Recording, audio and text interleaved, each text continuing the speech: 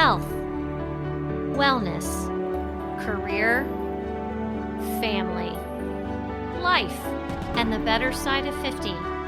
I'm your host, Michelle Folan, and this is Asking for a Friend. Welcome, everyone. This week, it's just going to be me speaking with you. This is going to be short and sweet because I really just wanted to take a break. I told myself that if and when I got to 20 shows, I would do a check-in on how things are going and take a week off. We're going to call this maybe a season 1 wrap-up, if you will. First of all, thank you for listening, sharing with your friends and family, and being an engaged audience. I'm really happy that people are putting themselves out there and coming to the table with questions for some of our guest experts. Thank you.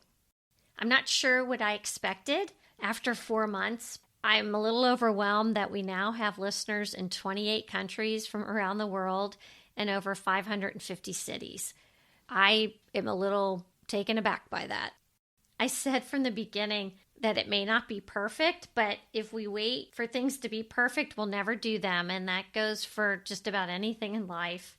I've had to make some tweaks and changes along the way. One of those things was getting way more involved in social media. It's a necessary evil. The main thing was just to stay true to the initial mission of the show, and that was getting information and inspiration into the hands of women who want to take the bull by the horns in their lives. If we go back to the original tenets that I laid out in the very first episode, it would be first, be true to yourself. Number 2, do what makes you happy. Number 3, never stop growing as a person, and that means learning too. Number 4, it's okay and important to put yourself first once in a while. And number 5, and this of course is my favorite, it's never too late to be who you could have been, because staying stuck when you fear change may be the scariest proposition of all. If some of you made an appointment with a doctor that you've been putting off, or maybe you reassessed your financial health, or perhaps you're approaching a relationship differently, then we are succeeding in the mission of the show. I want all women to feel empowered to be their own best advocates in life. I, for one, saw 2 different eye doctors recently. I made an appointment for my GYN, and I also made an appointment for my mold check with my dermatologist. I know I need to live by my own words and advice. I, like you, never seem to have enough time in the day to do those things, but they're really important. Not every episode may hit the sweet spot for you in regard to the specific topic, but if you know someone who may benefit from a particular show, by all means, please share it with them. As I'm starting to formulate a plan for season 2, I want to give you a little peek into what is in the works. I have a former travel company executive who now runs an all-women travel and adventure company. You're going to love her passion. She's amazing. We're going to discuss osteoporosis and bone health, managing perimenopause and menopause through an integrative health and wellness approach, managing our sexual health through midlife. That seems to be a hot topic. We have 2 life coaches who work together who help people out of midlife ruts. We have our resident sex and relationship therapist, Julie Langler. She'll be making a return to the show. In addition, I am going to still have more friends with their own personal stories to share. I always think those are really wonderful. But guess what?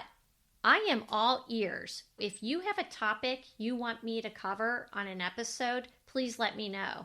As a matter of fact, a friend of mine reached out to me this morning and had a terrific idea for a topic to cover. I'm all open to that. I have 2 other calls to action that would be really helpful to continue to grow the show. The first one's reviews. If you listen to this podcast on a platform like Spotify or Apple Podcasts where you can leave a review or even rate the show, I would really appreciate you doing that. Also, if you could like and follow Asking for a Friend Pod on Facebook and Instagram, this helps us get exposure to other potential listeners. One of the best parts of doing this podcast is getting positive feedback, but getting to know these great guests that we have on the show. I've met some wonderful people. They've all been super gracious with their time. And I really want to thank you all for allowing me to fill my creative bucket. I'm having fun, and I want to continue to encourage all women to claim their age and make midlife all it can be. Speaking of that, this came up in a conversation recently with a friend of mine. Although it hasn't all been a joy entering my 50s, I'm sure you can relate. Got menopause, we got achy joints, we're managing those extra couple pounds around our middle. I'm not really afraid of aging or the aging process. I'm afraid to get old.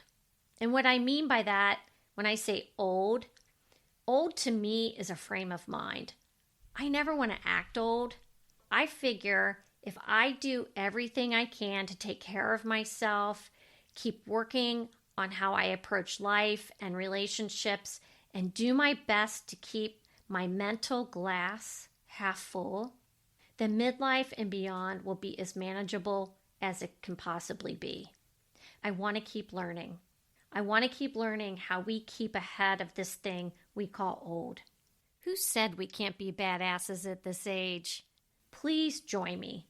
We'll make it an adventure and explore this stuff together. Thank you again for listening, and tune in next week where we'll have a brand new show. I also want to thank my editor, Kelly, for always making me sound good and like I know what I'm doing. Thanks, Kelly.